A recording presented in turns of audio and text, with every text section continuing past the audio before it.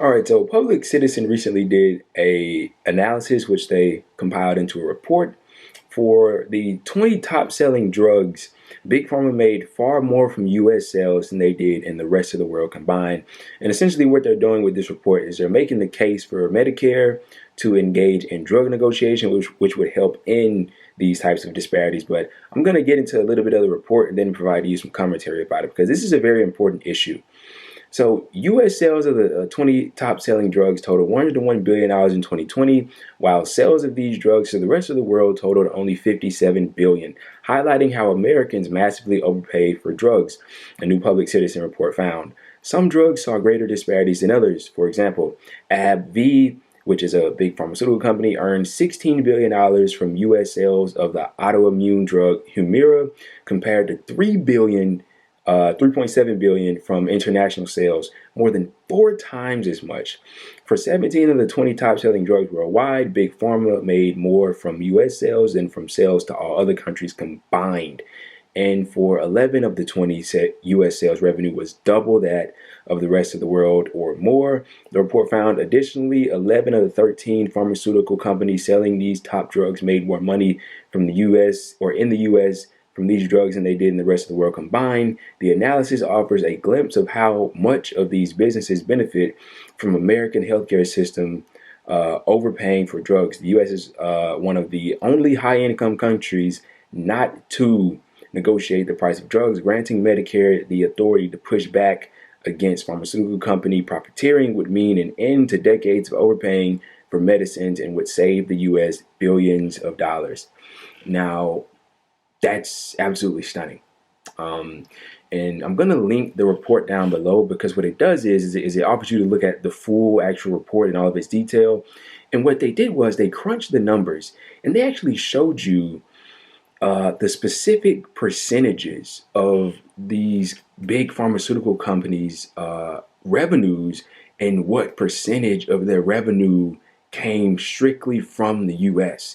And so what you would see is numbers like 60, 70, 80% of their revenue came directly from the US. And so if it's like, for example, 80%, only 20 would come from the international community, i.e. everyone else.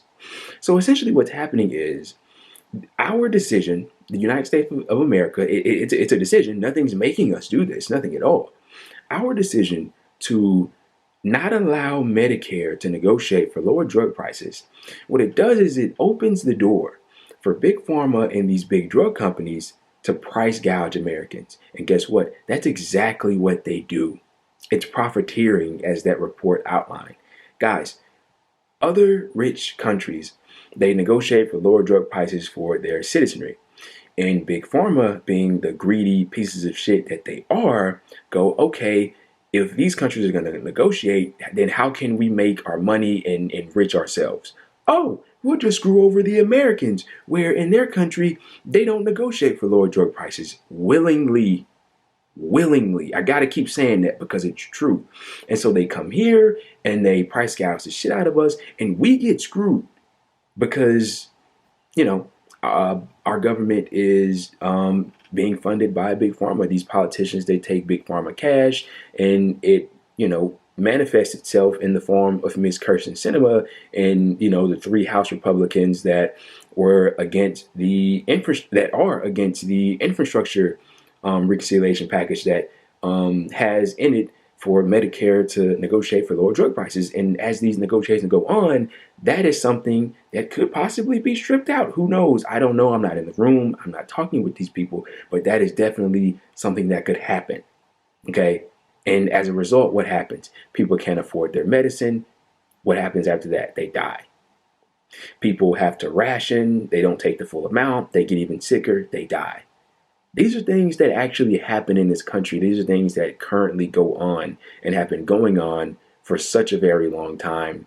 And it's not just the Democrats. I mean, it's Big Pharma. They're funding both parties. It can't be overstated enough. You haven't seen a single Republican come out in favor of Medicare negotiating for lower drug prices. But this is an issue that has the support of over like 80 or 90% of the American people.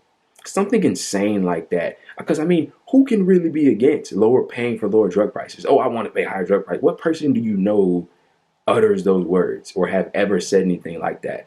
And the thing is, when I say reports like these, and you keep seeing study after study after study come out like this, and also the study that came out not too long ago, where they say that out of all the industrialized countries, we rank last in terms of our healthcare system. If you can look at all of this information and still not somehow be for universal health care, for Medicare for all, there's something wrong with you. I'm like just putting it very nicely. There's something wrong with you when you can look at how other people in Germany, France, Norway, Sweden, Australia, the UK for fuck's sake, is being treated in regards to healthcare, and then you see how the population is treated here, and you don't see a problem with that. Something is seriously wrong with you, and you need to reevaluate things, okay? But this is just the latest, man. And I mean, it's absolutely repulsive how these companies, I mean, willingly just screw over Americans because this is where they can do it. Okay. So, I mean, all hands on deck for this issue, all hands on deck for Medicare negotiating for lower drug prices because God knows Americans need it.